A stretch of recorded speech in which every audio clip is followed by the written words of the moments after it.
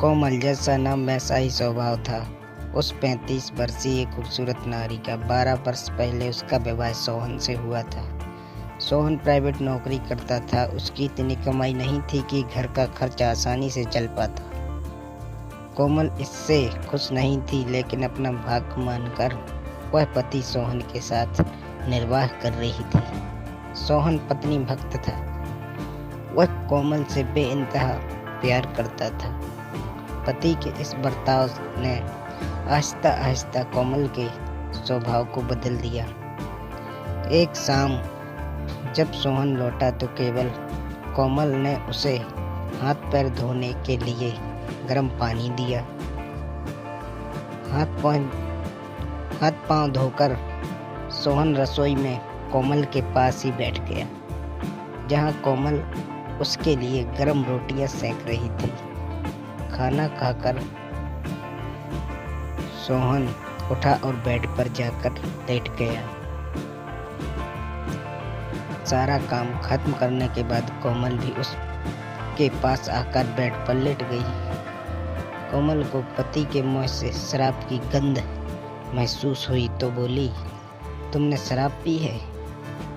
हाँ, आज ज़्यादा ठंड लग रही थी इसलिए, लेकिन कल से नहीं पीऊँगा, वादा करता हूँ। सोहन गलती मानकर बोला, आज माफ़ किए देती हूँ। आइंदा शराब पीकर घर में आए तो घर में घुसने नहीं दूंगी। फिर ठंड में सारी रात बाहर ही ठिठुरते रहना, समझे? कोमल ने आंखें दिखाकर कहा। उस रात सोहन ने कोमल से वादा तो किया कि दोबारा शराब को हाथ नहीं लगाएगा, लेकिन वो वादा रात के साथ ही कहीं खो गया। अगले दिन सोहन शराब के नशे में घर लौटा तो पति पत्नी के बीच कहासुनी हो गई। इसके बाद कोमल फिर से पति सोहन से चिढ़ने लगी। अब सोहन कोमल को जरा भी नहीं सुहाता था। वह उससे हमेशा कटी कटी रहने लगी। सोहन चूंकि कोमल का पति था, इसलिए वह चाहे जैसा भी था उसे उसके साथ रहना ही था। दिन गुजरते गए, समय पंख लगाकर उड़ने लगा। लाख कोशिशों के बाद भी कोमल सोहन की शराब छुड़वा पाने में असफल रही। समय के साथ कोमल एक बेटे और एक बेटी की मां भी बन गई। इस बीच सोहन शराब का आदी हो गया था। शराब के चक्कर में उसने कई लोगों से पैसे भी उधार लिए थे।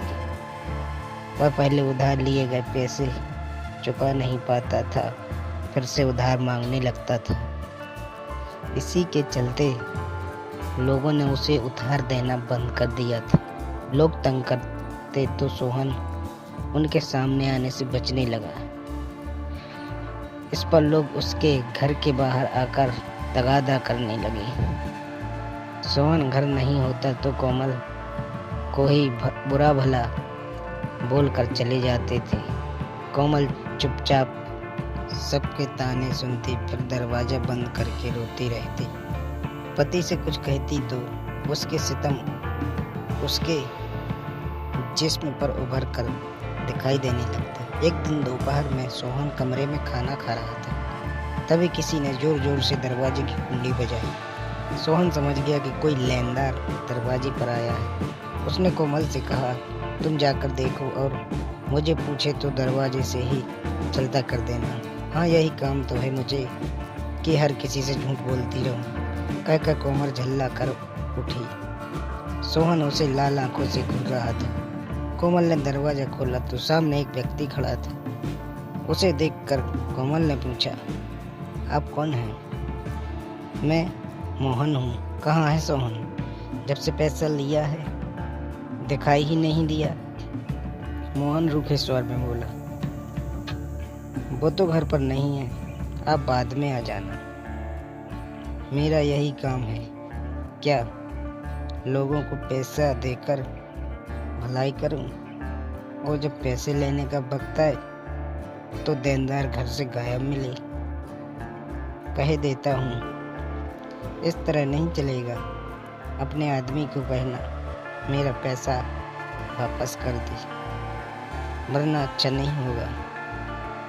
मोहन कड़क कर बोला, आप नाराज क्यों होते हैं? वो आएंगे तो मैं बोल दूंगी।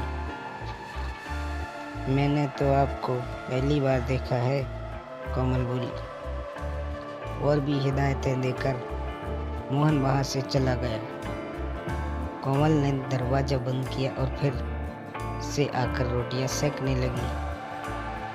सारी उम्र लोगों की गालियां सुनवाते रहना, लेकिन ये दारू मत छोड़ना। कोमल गुस्से से पति से बोली, ए तू मुझे आंखें दिखाती है? साली मैं तेरा मर्द हूँ, जानती है? पति परमेश्वर होता है, तू है कि मुझे ही आंखें दिखा रही है? सोहन चिल्लाकर बोला, पति के अंदर परमेश्वर वाले गुण हों तभी तो तुम्हें पति जैसा है। कुछ कोमल बोली तो सोहन उसके बाल पकड़कर रसोई से बाहर ले आया और लात घूंसों से उसकी बुरी तरह पिटाई करने लगा। कोमल रोती बिलखती खुद को पति के हाथों से छुड़ाती रही, लेकिन सोहन ने उसे तब तक पीटता रहा जब तक खुद थक नहीं गया।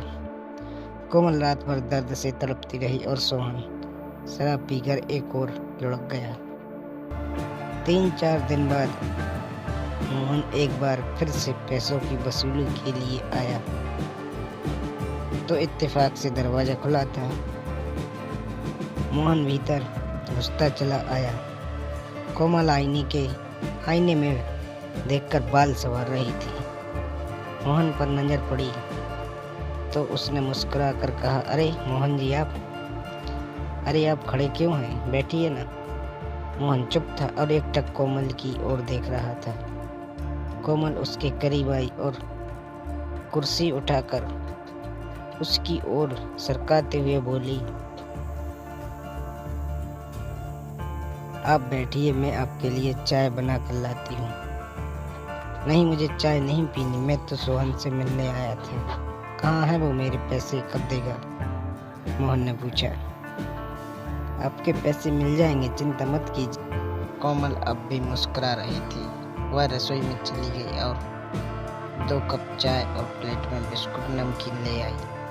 सोहन ने मोहन की ओर चाय का कप बढ़ाते हुए कहा, कितने रुपए हैं आपके?